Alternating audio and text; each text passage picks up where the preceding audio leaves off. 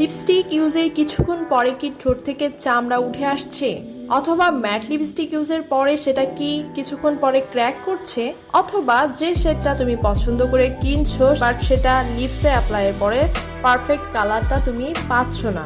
এই ধরনের প্রবলেমগুলো আমরা প্রায়শই লিপস্টিক অ্যাপ্লাইয়ের ক্ষেত্রে বা ইউজের পরে মাঝে মধ্যেই ফেস করে থাকি।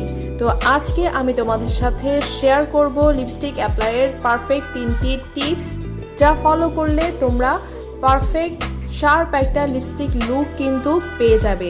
হে everyone, this is me Upama. চলে এসেছি টুডেস উইমেন থেকে তোমাদের সামনে আরো একটি নতুন ভিডিও নিয়ে। আমার চ্যানেলটি যদি এখনো সাবস্ক্রাইব না করে থাকো, প্লিজ সাবস্ক্রাইব করে পাশে থাকা বেল বাটনটি প্রেস করে দিও, যেন নেক্সট ভিডিও আপলোড করলে তোমরা সেটি সহজেই পেয়ে যাও। মেয়েদের মেকআপ প্রোডাক্টের একটা মাস্ট হ্যাভ পার্ট হচ্ছে লিপস্টিক। লিপস্টিক ইউজ করে না এমন মেয়ে হয়তো খুঁজে পাওয়া যাবে না, তবে প্রায়ই আমরা সঠিকভাবে লিপস্টিক ব্যবহারে কিছু বিষয় না জানার কারণে পুরোপুরি সৌন্দর্য কিন্তু ফুটে ওঠে না।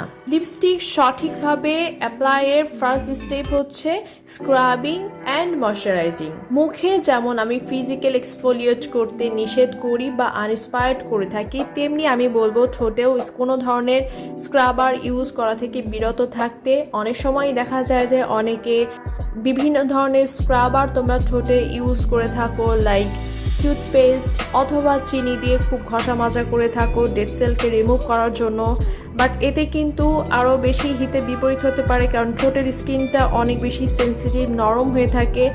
স্ক্রাবিং এর ফলে স্কিনটা আরো বেশি ড্যামেজ হয়ে ডার্ক হয়ে যেতে পারে।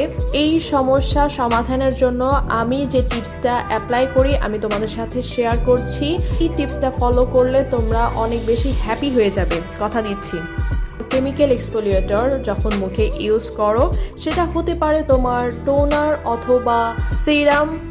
যদি তোমার টোনার অথবা সিরামে গ্লাইকোলিক অ্যাসিড, স্যালিসাইলিক অ্যাসিড বা ল্যাকটিক অ্যাসিডের মতো AHA বা BHA থাকে, যে উপাদানগুলো আমাদের স্কিনের ডেড সেলগুলোকে সুন্দরভাবে রিমুভ করে ফেলে, সেগুলো উপাদান থাকা প্রোডাক্টগুলোকে আমরা কেমিক্যাল এক্সফোলিয়েটর বলে থাকি। তো এই কেমিক্যাল এক্সফোলিয়েটরগুলো যখন মুখে অ্যাপ্লাই করছো, অ্যাট দ্য সেম টাইম যদি তোমার লিপসে হালকা ট্যাপ করে একটু লাগিয়ে নাও, এতে করে ধীরে ধীরে কিন্তু তোমার লিপসের ডেড সেলগুলো কিন্তু রিমুভ হয়ে যাবে এবং লিপস সুন্দর একটা লাইটেন এবং ফ্রেশ স্কিন কিন্তু তোমরা পেয়ে যাবে। লিপসটা ধীরে ধীরে কিন্তু লাইটেন হতে হেল্প করবে। লিপস যদি সঠিকভাবে ময়শ্চারাইজড না থাকে, যদি ডিহাইড্রেটেড হয়ে থাকে, ম্যাট লিপস্টিক ইউজের পরে কিন্তু লিপসটা ক্র্যাক করতে থাকে। এই জন্য রাতে ঘুমানোর আগে অবশ্যই একটা ময়শ্চারাইজিং ক্রিম অথবা ভ্যাসলিন ঠোঁটে পুরো করে লাগিয়ে ঘুমাবে, তাহলে সবসময় তোমার লিপসটা প্লাম্পি থাকবে, সফট থাকবে। আর যখন তোমরা বাইরে যাবে লিপস্টিক অ্যাপ্লাইয়ের অন্তত 10 থেকে 15 মিনিট আগে আমি বলবো ভারী করে ভ্যাসলিন ঠোঁটে লাগিয়ে রাখতে, অথবা ভ্যাসলিন না থাকলে অন্য কোনো পেট্রোলিয়াম জেলি তোমরা ভারী করে লাগিয়ে রেখে দিতে পারো। দেন লিপস্টিক অ্যাপ্লাইয়ের আগে সেটা টিস্যু পেপার দিয়ে মুছে নিতে হবে হালকা হাতে। সেকেন্ড স্টেপে বলবো, অনেকেই লিপস্টিকের একটা শেড দেখে হয়তো পছন্দ করে কিনো, কিন্তু সেটা অ্যাপ্লাইয়ের পরে সঠিক কালারটা কিন্তু আসে না, কারণ লিপস অনেক সময় দেখা যায় ডার্ক থাকার কারণে বা লিপসের বা আউটার লেয়ারটা কালো হওয়ার কারণে কিন্তু লিপস্টিকের শেডটা প্রপার আসে না। এই জন্য স্কিন কালারের সাথে ম্যাচিং হয় এমন কনসিলার বা ফাউন্ডেশন যেটা তোমার স্কিনে তুমি অ্যাপ্লাই করো, সেটা হালকা করে তোমার লিপসেও অ্যাপ্লাই করে নেবে, এতে করে সঠিক কালারটা কিন্তু চলে আসবে। থার্ড এবং লাস্ট স্টেপে আমি বলবো লিপ লাইনার ইউজ করতে। এটা কিন্তু একটা লিপস্টিকের সৌন্দর্যকে দ্বিগুণ করে দেয়। যে লিপস্টিক ব্যবহার করবে সেটার থেকে অন্তত 1 অথবা 2 শেড ডার্কার টোনের লিপ লাইনার দিয়ে লিপসটাকে সুন্দর করে ড্র করে নেবে।